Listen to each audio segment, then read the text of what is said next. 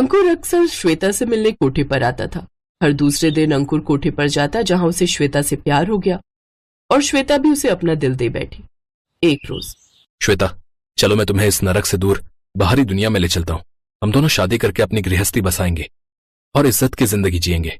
वहां तुम्हें मान सम्मान और इज्जत भरी जिंदगी मिलेगी, साथ ही इज्जत का काम कर सकोगी। यूं रोज रोज तुम्हें अपना जिस्म नहीं बेचना पड़ेगा।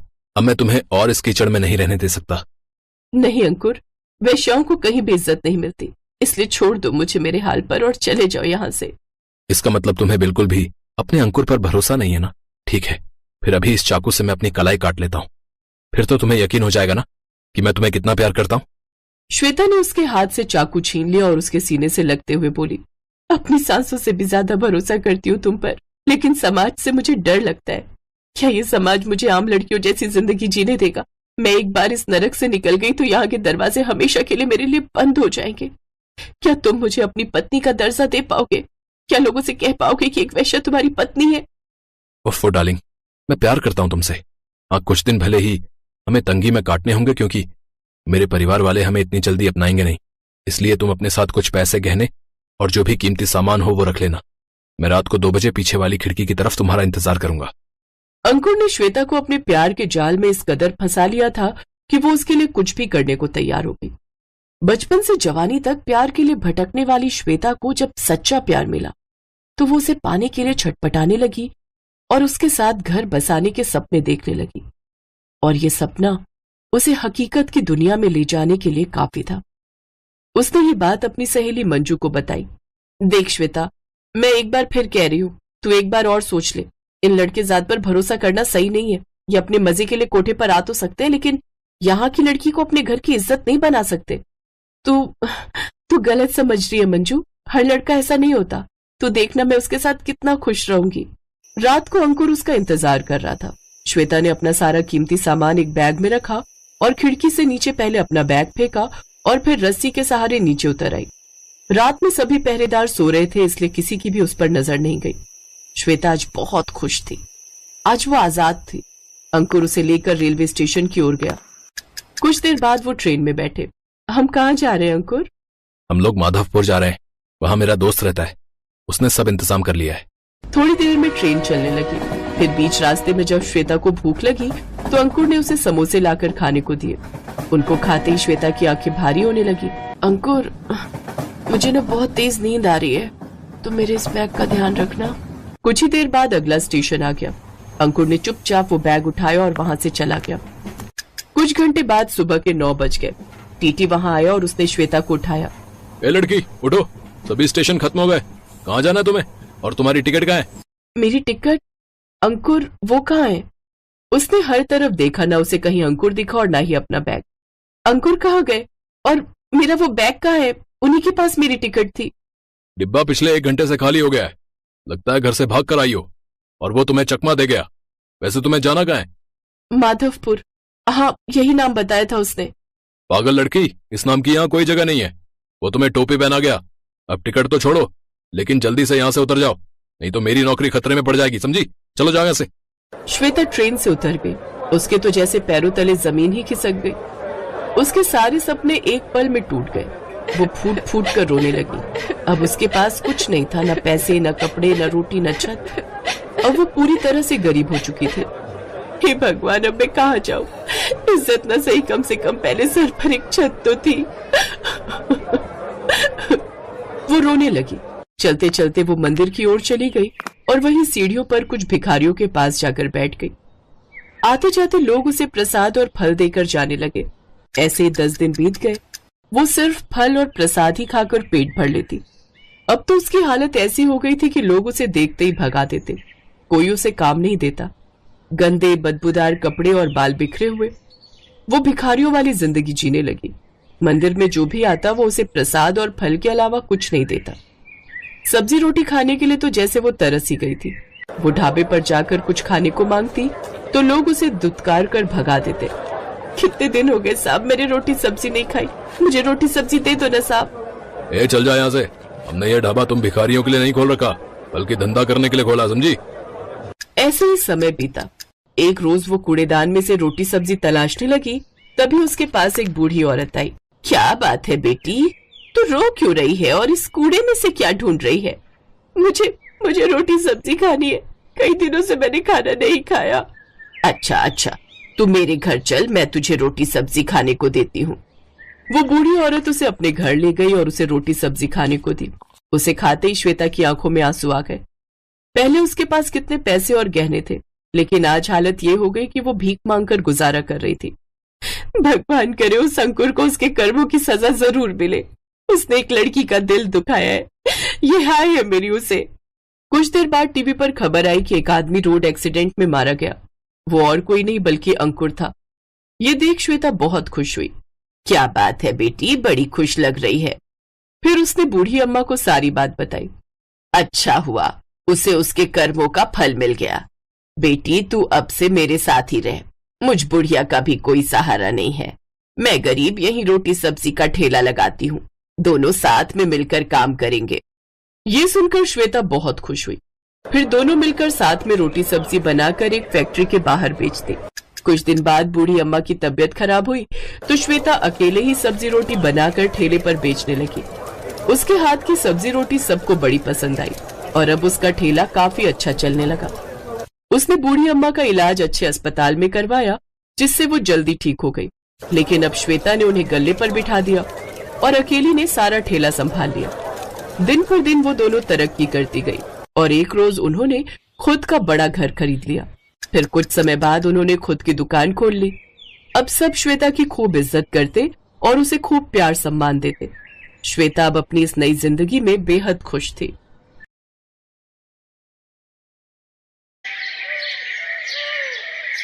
नागपुर शहर में आशा देवी अपने 2 बेटों और बहुओं के साथ रहती थी। उनकी बड़ी बहू का नाम सुमन और छोटी बहू का नाम निधि था। आशा देवी स्वभाव की बहुत ही कंजूस थी, जिस वजह से उनकी दोनों बहुएं उनसे बहुत परेशान रहती थी। उनकी जॉइंट फैमिली थी, जिसमें हर छोटी बड़ी चीज का फैसला आशा देवी ही करती थी। उनकी मर्जी के बिना उस घर में एक पत्ता तक नहीं हिलता था। ऐसे ही एक दिन सुमन अपनी देवरानी से, ओफो, अब आज क्या बनाऊं खाने में? निधि एक काम कर, सासू माँ से पूछ कर आ डिनर में क्या बनाए।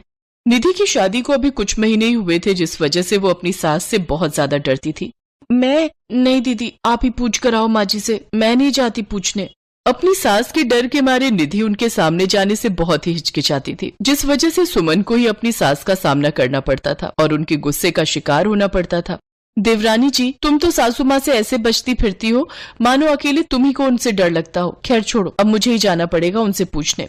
बाहर के रिमझिम भरे सुहाने मौसम को देखकर सुमन को आज कुछ अच्छा खाने का मन था, लेकिन वो जानती थी कि उसकी सास आखिर में उसे दाल चावल ही बनाने को कहेगी। इसी दुविधा में खोए हुए सुमन अपनी सास के कमरे में जा पहुंचती है और डरते हुए अपनी सास से पूछती है, मम्मी जी आज खाने में क्या बनाना है? बहू, जो भी तेरा दिल करे तू बना ले। अरे स्टोर रूम अनाज से भरा पड़ा है, मैंने कोई कमी थोड़ी ना छोड़ी है तुम लोगों के लिए। हाँ जानती हूँ, सारा स्टोर रूम तो राशन के चावल और दालों से ही भरा पड़ा है, उसके अलावा है भी क्या इस घर में? अरे किस सोच में डूब गई, समझ नहीं आ रहा कि क्या बनाऊं। अच्छा एक काम करना, तू ना दाल चावल ही बना ले और साथ में पुदीने की चटनी भी बना दियो। लेकिन माँ जी कल रात को भी दाल ही बनी थी और यहाँ तक कि आज दिन में भी हमने दाल चावल ही खाए हैं। हाँ तो दिन में काली मसूर बनी थी, अब तू लाल मसूर बना ले। अरे दाल है पर है तो अलग अलग रंग की। माँ जी रोज रोज यूं दाल खाना अच्छा नहीं लगता हमें। अच्छा आई बड़ी महारानी, अपने घर पर क्या पकवान खाती थी जो यहाँ दाल चावल खाना अच्छा नहीं लगता? और इतना ही शौक है नया नया खाने का तो लाओ निकालो अपनी जेबों से पैसे और थमाओ मेरे हाथ में। अरे घर ऐसे ही नहीं चलता, आगे पीछे हर चीज देखनी पड़ती है और तू तो जानती ही है सब चीज कितनी महंगी होती जा रही है। अपनी सास की बातें सुनकर सुमन का चेहरा लटक जाता है, लेकिन उसके अंदर इतनी हिम्मत नहीं थी कि वो सास की बातों का जवाब दे सके। वो दुखी मन से रसोई में आती है और गुस्से में दाल निकालने लगती है। क्या हुआ जेठानी जी, आप इतने गुस्से में क्यों हो? देवरानी जी, मैं तो हमेशा ही गुस्से में रहती हूँ, लेकिन अफसोस कि मेरा गुस्सा कभी किसी पर निकल ही नहीं पाता। लेकिन हुआ क्या है जेठानी जी? होना क्या है, हमेशा दाल चावल ही खाओ, दिन में लाल दाल, रात को काली दाल, सुबह मिक्स दाल। ये दाल खा खा कर तो जिंदगी ही दाल बनकर फैल गई है। ये बात सुनकर निधि को बहुत हंसी आती है और वो चुपचाप एक तरफ चूल्हे पर दाल और एक चूल्हे पर चावल चढ़ा देती है। आशा देवी के घर में सुबह शाम हर वक्त बस दाल ही बनती रहती है। ऐसे ही कुछ दिन बीत जाते हैं। बहुओं के साथ साथ अब आशा देवी के दोनों बेटे भी रोज ऑफिस में दाल ले जाकर बोर हो चुके थे। एक रोज जब वो रात में फिर खाने में दाल देखते हैं तो बड़ा बेटा आलोक अपनी पत्नी से कहता है, अरे यार, फिर वही दाल चावल। ये दाल खा खा कर ना मैं तो पक गया हूँ यार। घर में कुछ और सब्जी नहीं है क्या, जो हर वक्त बस दाल चावल ही खाने को मिलता है? सच में निधि, ऑफिस में रोज दाल लेकर जाता हूँ ना, तो अब तो मेरे दोस्त भी मुझे चिढ़ाने लगे और इसलिए उन्होंने मेरा नाम नितिन दाल वाला रख दिया है। आप हम पर क्यों चिल्ला रहे हैं जी? हम तो वही बनाते हैं जो माँ जी हमसे कहती हैं। अरे अरे, क्यों भड़क रहा है? आखिर इस दाल में दिक्कत ही क्या है? और तुम दोनों को इतनी ही दिक्कत है तो तुम दोनों के ले जाने के लिए ये कल से सब्जी बना दिया करेगी। अपनी सास के मुंह से ये बात सुनते ही देवरानी जेठानी के चेहरे पर रौनक आ जाती है कि कम से कम अब घर में सब्जी तो बनेगी। अगली सुबह जब सुमन और निधि सब्जी बनाने के लिए फ्रिज खोलती है तो उसमें कोई सब्जी नजर नहीं आती। तभी सुमन जाकर अपनी सास से कहती है, माँ जी, घर में तो कोई भी हरी सब्जी नहीं है। सामने बिरजू भैया की दुकान में सब्जी भी मिलती है, आप प्लीज जाकर ले आइए ना। मुझे इनके लिए सब्जी बनाकर पैक करनी है, दोनों भाइयों को ऑफिस के लिए लेट हो रहा है। सब्जी? अरे बहू, मैं गई थी उसकी दुकान पर, लेकिन सब्जियों के रेट तो आसमान छू रहे हैं और वो मुआ बिरजू का बच्चा 1 रुपया तक कम करने को तैयार नहीं, इसलिए मैं सब्जी नहीं लाई। ये आलू 10 रुपए किलो मिल रहे थे तो यही आधा किलो ले आई हूँ, दोनों भाइयों के लिए बना दे। लेकिन माँ जी, ये तो बहुत कम है, ये हम सबको पूरा नहीं होंगे। तो मैंने कब कहा सबके लिए बनाने को? बोला तो था दोनों भाइयों के लिए पैक कर दे और बाकी मैं और तुम दोनों तो चावल दाल ही खा लेंगे। अरे सरकार से जो मुफ्त दाल चावल मिलते हैं उसको ही खाया करो, पता है ऐसा करके हमें कितनी बचत कर सकते हैं। अपनी सास के मुंह से ये बात सुनकर सुमन और निधि के सारे अरमानों पर पानी फिर जाता है। दोनों भाइयों के लिए लंच पैक करके वो दोनों फिर से अपनी सास के साथ दाल ही खाती हैं। कुछ दिन तक ये सिलसिला चलता रहा। अब आलोक और नितिन के टिफिन में या तो दाल होती या आलू की सब्जी। एक रोज नितिन अपनी माँ से, माँ क्या है ये सब? दाल और आलू खाकर हम पक चुके हैं। अरे जब हम अपनी सैलरी आपको दे देते हैं तो आप सब्जियां क्यों नहीं लाती? बड़े नखरे चढ़ गए हैं दोनों भाइयों के। जब हमें मुफ्त में दाल चावल मिल रहा है तो हम क्यों सब्जियों पर पैसे खर्च करें? अरे बचत करना सीखो, बचत, नहीं तो एक दिन सब भूखे मरोगे। और जब तक मैं जिंदा हूँ इस घर में यही बनेगा, खाना है तो खाओ, नहीं तो भूखे रहो। आशा देवी अपने आगे किसी की नहीं सुनती और इसका असर ये हुआ कि दोनों भाई चोरी छुपे बाहर का खाना खाने लगे। रोज बाहर का खाना खा खा कर उनका पेट खराब हो गया। एक रात दोनों पेट पकड़कर जोर जोर से चिल्लाने लगे, सुमन, मेरे पेट में बहुत दर्द हो रहा है। निधि, जल्दी से डॉक्टर को फोन करके बुलाओ। तभी सुमन भी चक्कर खाकर बेहोश हो गई। हे राम, ये आखिर क्या हो रहा है? सुमन बहू उठो, इससे क्या हो गया? माँ जी, मैं अभी डॉक्टर को बुलाती हूँ। रुको, डॉक्टर को बुलाने की जरूरत नहीं है, मैं अभी तुम तीनों की नजर उतार देती हूँ। मेरे परिवार को जरूर किसी की नजर लग गई है। बस भी करो माँ जी, बहुत हुई आपकी ये कंजूसी। निधि जल्दी से डॉक्टर को फोन करके घर बुलाती है।